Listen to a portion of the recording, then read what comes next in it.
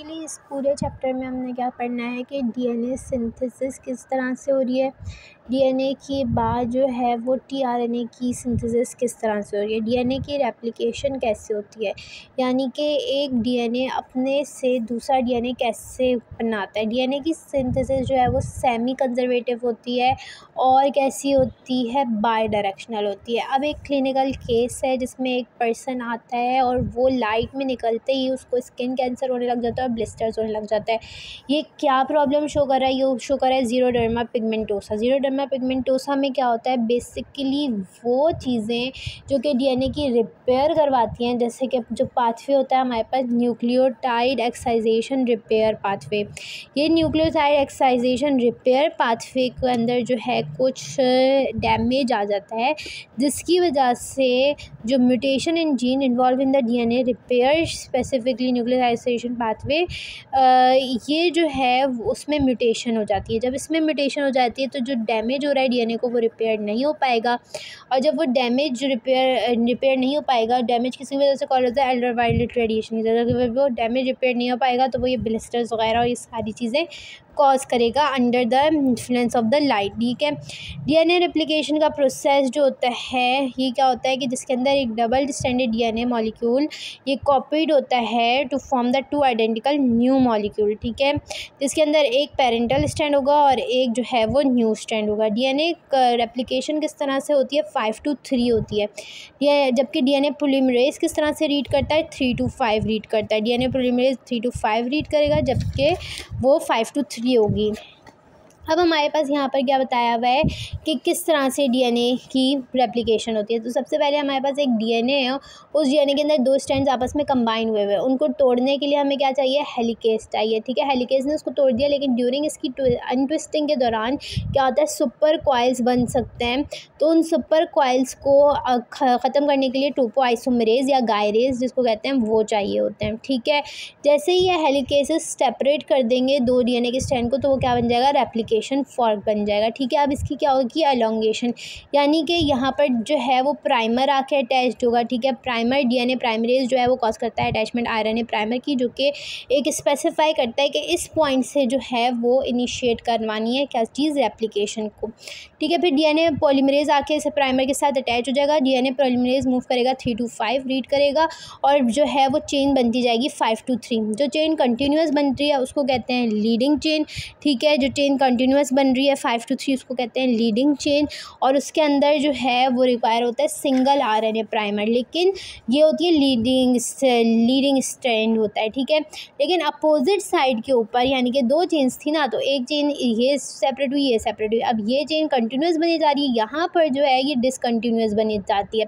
ठीक है, और यहाँ पे जो ये डिसकंटिन्यूस बनी जा रही है, इसमें जो स्ट्रॉन्ग सेगमेंट्स बनते हैं उसको क्या कहते हैं, और ओकाज़ाकी फ्रेगमेंट्स बनते जा रहे हैं। दूसरी चेन के ऊपर जो है वो स्मॉल फ्रेगमेंट्स के अंदर ये बनती है, डिसकंटिन्यूस है, तो उसको क्या कहते हैं, ओकाज़ाकी फ्रेगमेंट्स, और इनके लिए मल्टीपल जो है वो आरएनए प्राइमर रिक्वायर्ड है। ठीक है, फिर टर्मिनेशन क्या होती है कि जैसे ही वो स्टॉप कोडॉन पे पहुंचा तो फिर डीएनए लाइगेज आएगा, वो सील कर देगा गैप इन ओकाज़ाकी सेगमेंट्स के दरमियान। ठीक है, जितने भी चीज़ें थी तो उनके दरमियान सेगमेंट्स को सील करके और वो चेन की टर्मिनेशन करवा देगा। ठीक है, फिर एक्सोन्यूक्लियस क्या करता है, प्रूफ रीडिंग करता है।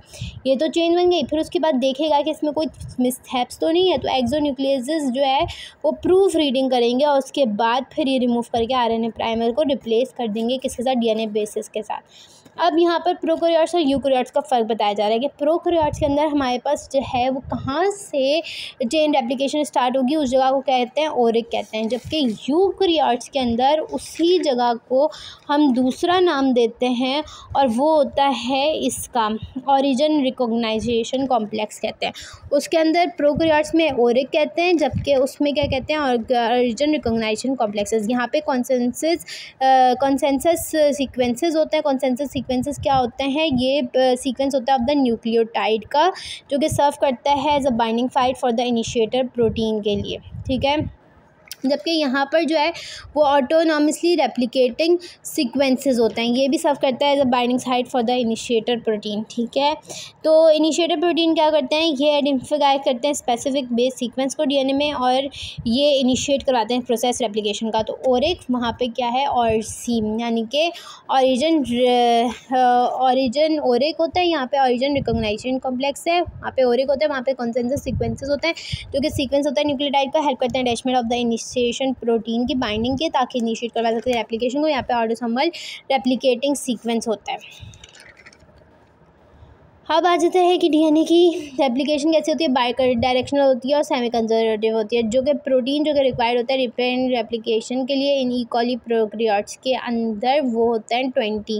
डीएनए जो है वो प्रोटीन जो है वो रिकॉग्नाइज करता है ओरिक को, ओपन्स करता है डुप्लेक्स को इन द रीजन। अब हमारे पास what is the histone like protein stimulate करता है इनिशिएशन को, ठीक है। हेलिकेज क्या करता है, डीएनए प्रोटीन हेलिकेजेस अनवाइंड करता है डबल स्टैंड को। फिर डीएनए सी प्रोटीन क्या करता है, required for the DNA B की बाइंडिंग के ऊपर एट द ओरिजिन के लिए, ठीक है। एंड हमारे पास जो है वो डीएनए ए प्रोटीन है। डीएनए डिफरेंट टाइप के डीएनए होते हैं ना, डीएनए ए प्रोटीन होता है, बी प्रोटीन होता है, सी प्रोटीन होता है। डीएनए ए प्रोटीन रिकॉग्नाइज कर रहा है ओरिक को, ठीक है, और ओपलिंग्स कर रहा है डुप्लेक्स को इन दिस रीजन को। 3 तरह के डीएनए होते हैं। Protein required for the DNA replication in E coli R 3, DNA A, DNA B, DNA C. DNA A जो कि रिकॉग्नाइज करता है ओरिक को, डीएनए बी जो है जो कि हेलिकेज होता है, ये अनवाइंड करता है डीएनए के स्ट्रैंड्स को, और डीएनए सी हेल्प करता है binding of the DNA B की, require for the DNA binding, DNA B की बाइंडिंग टू इट्स ऑरिजिन के साथ। अब हमारे पास single standing binding keeps the strands of the DNA separated and untwisted. वो किसके थ्रू होते हैं, ट्रोपोआइसोमेरेज और गायरेज। टाइप 1 जो है वो क्लीव करता है एक स्ट्रैंड को, जबकि टाइप 2 जो है वो क्लीव करता है दोनों स्ट्रैंड को, ठीक है। अब है पॉजिटिव सुपरकॉइल्स जो है वो हेड होते हैं ऑफ द रेप्लिकेशन फॉर के, जबकि नेगेटिव सुपरकॉइल्स क्या होते हैं, बिहाइंड होते हैं, ये तो पता ही है। एसएसबी प्रोटीन क्या होता है कि ये हमारे पास स्टेबलाइज करता है, ठीक है, stabilise single standard binding of protein help करती है स्टेबलाइज करने के अंदर सिंगल स्टैंड को, ठीक है, और प्रिवेंट करती है इसको फ्रॉम सेकेंडरी स्ट्रक्चर्स जैसे कि हेयर पिन्स और लूप्स ना फॉर्म हो सकें। उसके बाद इसको प्रोटेक्ट करती है न्यूक्लियेजेस से, और तीसरी ये फैसिलिटेट करती है बाइंडिंग अदर प्रोटीन की, दैट इज प्राइमेज और डीएनए पॉलीमरेज की। तो एसएसबी जो है एक तो स्टेबलाइज करता है, दूसरे टीएनए प्राइमरेज और प्राइमर जो है पॉलीमरेज आके अटैच हो सके हैं, और तीसरा जो है ये हेयर पिन्स को भी रिमूव कर देता है और न्यूक्लियस से भी प्रोटेक्शन करता है। Stabilisation, protection and the binding. DNA polymerase की कितनी टाइप हो सकती है, 1 2 3। अब 1 वाली टाइप जो है वो आरएनए प्राइमर को क्या करवाती है, रिमूव करवाती है, जबकि 2 वाली टाइप जो है वो रिपेयर के लिए होती है, और 3 वाली टाइप जो कि बेसिकली डीएनए पॉलीमरेज है, ये जो रेप्लिकेशन के लिए काम आते हैं, ठीक है। Main enzyme the synthesise the lagging and the leading strand. DNA 3 RNA polymerase initiate करता है प्रोसेस ऑफ दिस को, ठीक है। प्राइमर इनिशिएट करता है 10 न्यूक्लियोटाइड्स का ये एक शॉर्ट स्ट्रेच होता है ऑफ आरएनए, 10 न्यूक्लियोटाइड ये कहलाती है प्राइमर, ये इनिशिएट करता है इस प्रोसेस को। अब हमारे पास ये 3 सबटाइप्स थी किसके अंदर, इन द प्रोकैरियोट्स के अंदर, ठीक है। तो हमारे पास टर्मिनेशन साइट्स आ गई, ठीक है, एलोंगेशन हो गई, अब टर्मिनेशन। तो टर्मिनेशन साइट्स दो होती है ना, TER साइट्स, टर्मिनेशन साइट्स, ये सिग्नल्स करती है end of the DNA replication, ठीक है। और ये कहाँ पे अटैच होती है, टस प्रोटीन के साथ, यानी कि टर्मिनस यूटिलाइजेशन सब्सटेंस के साथ, जो कि बाइंड करता है टर्स साइट के साथ, हेल्पिंग डीएनए रेप्लिकेशन, ठीक है। डीएनए एक्शन स्टॉप कर देगा। तो टर्स साइट्स होती है, टर्मिनेशन साइट्स होती हैं, और टस प्रोटीन होता है टर्मिनस यूटिलाइजेशन सब्सटेंस जो है उसके साथ ये बाइंड कर जाती हैं और फिर इसको डीएनए रेप्लिकेशन को स्टॉप कर देती हैं। एंजाइम जो है ओके प्रूव रीड करते हैं, वो 3' to 5' एक्सोन्यूक्लियसेस होते हैं, ठीक है। फिर हमारे पास प्रोकैरियोट्स में 3 सबटाइप्स थी डीएनए पॉलीमरेज की, जैसे कि 1 2 3 जो कि पढ़ चुके हैं। इसके अंदर 5 सबटाइप्स हैं, ठीक है। डीएनए पॉलीमरेज अल्फा है जो कि हमारे पास आरएनए प्राइमर को सिंथेसाइज करेगा, ठीक है, प्राइमेज को जनरेट कर रहा है, प्राइमेज को। बीटा जो कि हमारे पास रिपेयर के लिए काम हो रहा है, गामा जो कि माइक्रोकॉन्ड्रियल डीएनए बना रहा है, ये है डेल्टा जो कि हमारे पास लैगिंग स्ट्रैंड बना रहा है, जबकि एप्सिलॉन लीडिंग स्ट्रैंड बनाता है, ठीक है।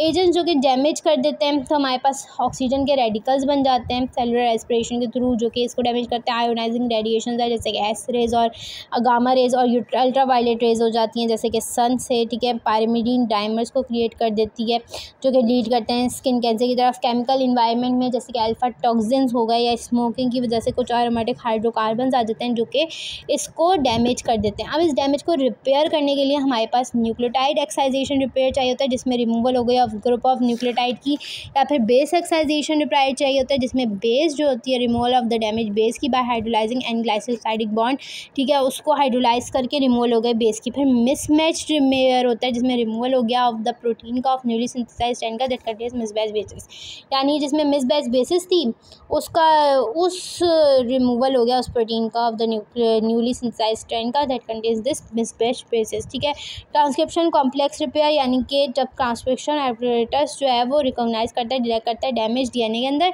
तो in the gene that is to be transcribe, तो सबसे पहले तो ये वो डैमेज को रिपेयर करेगा और उसके बाद फिर जो है कंटिन्यू करेगा ट्रांसक्रिप्शन को। तो कुछ ऐसे फैक्टर्स हैं जो कि डीएनए को डैमेज करते हैं, ultraviolet rays, chemical radiations, oxygen radicals, X-ray radiation आ गई, और ये सारी चीज़ें आ गई। अब उसका रिपेयर किस तरह से किया जा रहा है, तो हमारे पास न्यूक्लियोटाइड एक्साइजेशन रिपेयर है जिसमें रिमूवल हो जाएगा न्यूक्लियोटाइड का, बेस एक्साइजेशन रिपेयर जिसमें बेस का रिमूवल हो रहा है by hydrolysing the and glycosidic bond. फिर मिसमैच रिपेयर हो रहा है। मिसमैच रिपेयर क्या है कि हमारे पास जो है जो जगह थी जहाँ पे मिसमैच बेसिस अटैच्ड हो गई थी उसी चीज़ का रिमूवल हो गया, ठीक है। उसके बाद फिर हमारे पास ट्रांसक्रिप्शन कॉम्प्लेक्स रिपेयर है कि ड्यूरिंग ट्रांसक्रिप्शन से पहले जब हमने देखा कि इस जगह के ऊपर कुछ डैमेज है तो पहले इस डैमेज को रिपेयर किया, फिर ये आगे काम किया। Xeroderma pigmentocyte is autosomal recessive and damage to repair DNA particularly thymine dimers, ठीक है। Thymidine dimer formation and excision repair, हमारे पास क्या होगा कि रिमूव किया जाएगा सेगमेंट को, फिर फैल गया गैप को, फिर लाइगेशन कर दी उस जगह पे। एंजाइम जो कि इन्वॉल्व हो गया वो एंडोन्यूक्लियोसिस थे, एक्सोन्यूक्लियोसिस, डीएनए थे और लाइगेजेस थे, और ये थे, ठीक है। ये हो गई किस चीज़ के बारे में, डीएनए रेप्लिकेशन।